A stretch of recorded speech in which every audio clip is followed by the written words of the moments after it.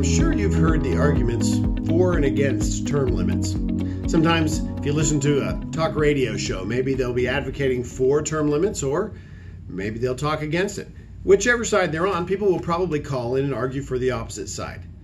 You know, if you've got a good congressman, you don't necessarily want your congressman or congresswoman to be kicked out of office because they've come up against a 8-year term limit and this person that you feel like was just excellent now isn't able to go in and have any seniority. There's no way to continue that person's role in Washington, D.C. So I get that.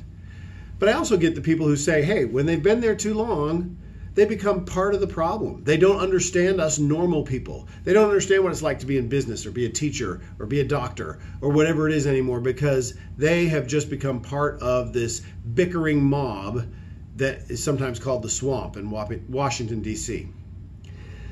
So let's do a compromise.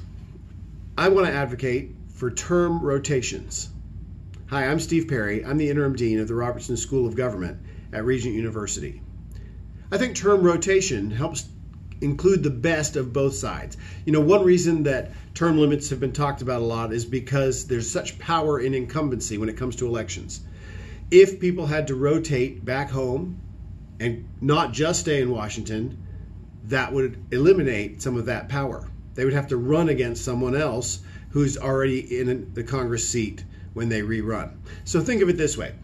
Maybe they've spent 1/3 of their time back in a job in an average worker position of a doctor, a teacher, a business person for every 2/3 that they spend in DC. So if you go to DC and you put in 8 years, maybe a maximum of 8 would be good, then you have to be out 4, and then you can come back and you can have another block of 8.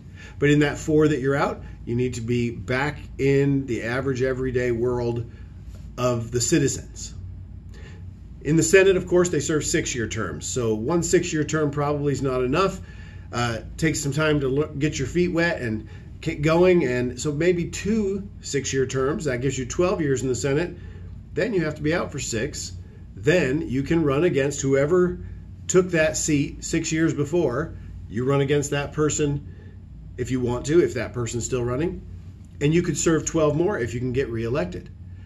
So this eliminates the power of incumbency, and it also gets the Congress people, the legislators, back with their feet on the ground, understanding what it is that originally motivated them to go to Washington in the first place. Those regulations that weren't working, those policies that didn't help, that insurance scandal that messes up their medical practice. Whatever it is, once they get back with their feet in the citizen world, they will again be refreshed about what it is to go fight for in Washington, D.C., and we'll lose some of this partisan railroading of policy that happens in D.C. So I ask you to hashtag term rotations and think about 2/3 in, then 1/3 out. God bless. I'm Steve Perry.